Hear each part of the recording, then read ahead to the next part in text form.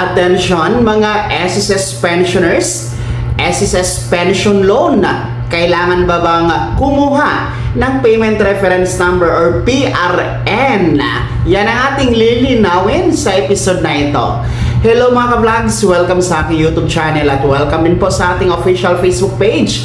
Sana po kayo naroroon. Kumusta mga ka-vlogs? Well, ito, isang katanungan ng ating bibigyang linaw at kasagutan. Nagmula po kay Ma'am Angelita Mercado. Ang tanong niya, paano po yung pension loan na automatic na inaawas sa pensyon kaya di na kailangan ang PRN? Kailangan po bang kumuha pa ng PRN?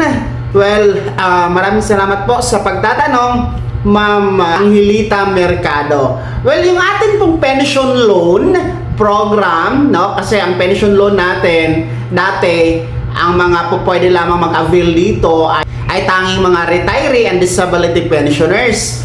Well, last year, inilunsad kasi yung expanded SSS loan program kung saan sinama na po ang ating mga survivor pensioners. Kasi nga dati, hindi talaga kasama ang mga survivors sa po pwede mag-avail ng pension loan. No? Kaya ngayon po pwede na po sila up to 150,000 pesos ang maaari nilang ma-pension loan. Samantalang yung mga retiree and disability ay up to 300,000 pesos ang kanilang maaaring ma-pension loan.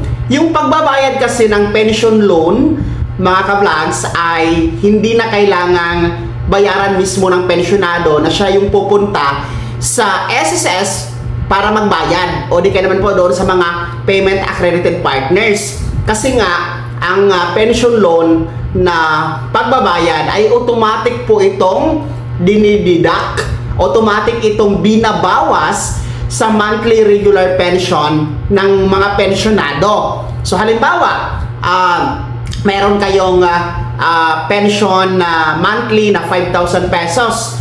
Tapos nag-avail kayo ng pension loan at ang halaga nito ay, for example, kung kayo ay nakapag-loan ng 100,000, no? So, yung kalahati ng inyong 5,000 pesos na monthly regular pension, ibabawas yun automatic sa inyong pension loan na na-avail. No? Yung 5,000 magiging 2,500 na lang.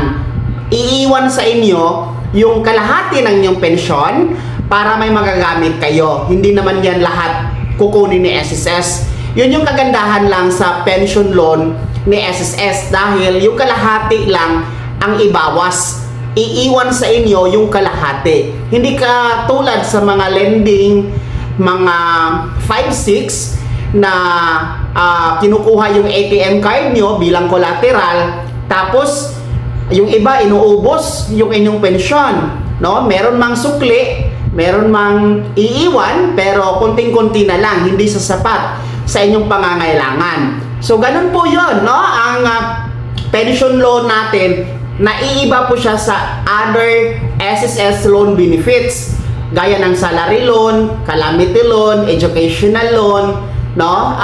Yung emergency loan, no?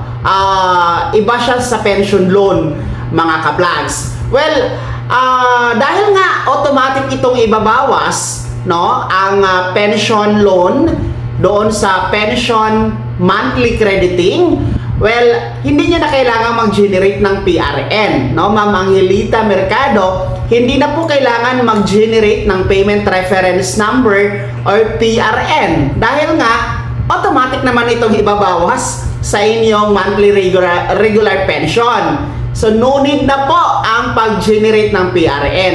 Ang kailangan lang talaga mag-generate, ang required lang talaga mag-generate ng payment reference number or PRN yung mga hindi naka-pension loan, gaya po ng salary loan, yung atin pong educational loan, emergency loan, calamity loan, no?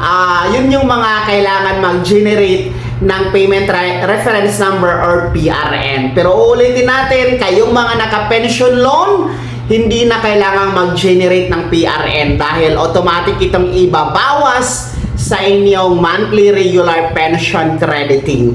So, sana nasagot ko ang katanungan mo, Ma'am Angelita Mercado, at sa lahat po ng mga merong pension loan, no? So, hindi nyo na kailangan talaga mag-generate ng PRN.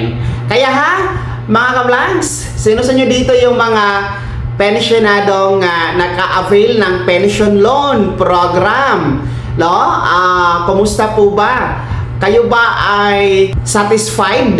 Kayo ba ay kontento sa kalahati lang na ibabawas, no, ng SSS sa inyong monthly pension para sa inyong pension loan?